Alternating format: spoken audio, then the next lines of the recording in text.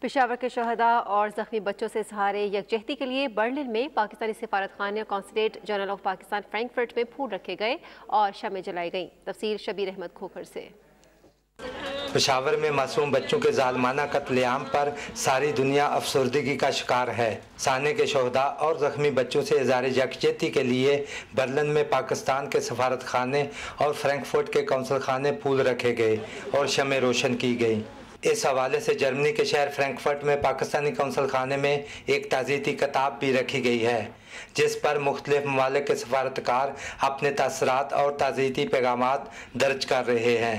16 دسمبر 2014 کو پشاور میں پھول جیسے معصوم اور نہتے بچوں کے اسکول کو دہشت گردوں کے ہاتھوں مقتل گاہ بنا دیا گیا۔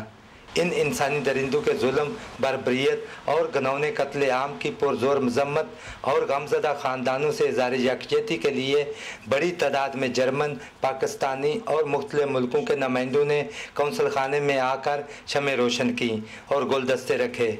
ہماری امید ہے اور ہماری خواہش ہے، ہم جتنے لوگ یہاں جمع ہوئے کہ یہ کینڈلز بجھنے سے پہلے ہمیں انصاف ملنا چاہیے۔ دہشت گردی کی اس وحشیانہ کارروائی پر وائس کونسلر چودھری وقار احمد نے اپنے جذبات کا اظہار کرتے ہوئے کہا، اس کے پیچھے جو لوگ بھی ہیں ان کو قرار واقعی سزا دی جائے اور بغیر کسی مزید وقت کو ضائع کیے ان کو پایہ تکمیل تک پہنچایا جائے۔ اس سانحہ کے سوگ میں شریک لوگوں نے رنج و غم کا اظہار کرتے ہوئے کہا کہ سانحہ پشاور پوری قوم سے دہشت گردی کے خلاف اتحاد کا تقاضا کرتا ہے۔ اس موقع پر شہدائے پشاور اور پاکستان میں امن کے قیام کے لیے خصوصی دعائیں بھی کی گئیں۔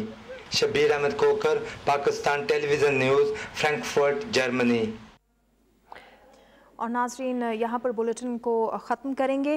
آج یوم عزم تھا، تیسرا دن تھا سوگ کا پشاور سانحے کے بارے میں، اور ناظرین نہ صرف پاکستان میں بلکہ پوری دنیا میں سمیت خانہ کعبہ اور مسجد نبوی یہاں پر دعائیں کی گئی تھیں جمعے کے اجتماعات میں، اور یہ دعا کی گئی تھی کہ جو شہید ہو گئے ہیں اللہ تعالیٰ ان کے درجات بلند کریں، اور جو پیچھے رہ گئے ہیں اللہ تعالیٰ ان کو صبر اور ہمت عطا فرمائے۔ PTV نیوز سے فی الوقت اتنا ہی۔ مزید خبروں اور اپڈیٹس کے لیے ہمارے ساتھ رہیے۔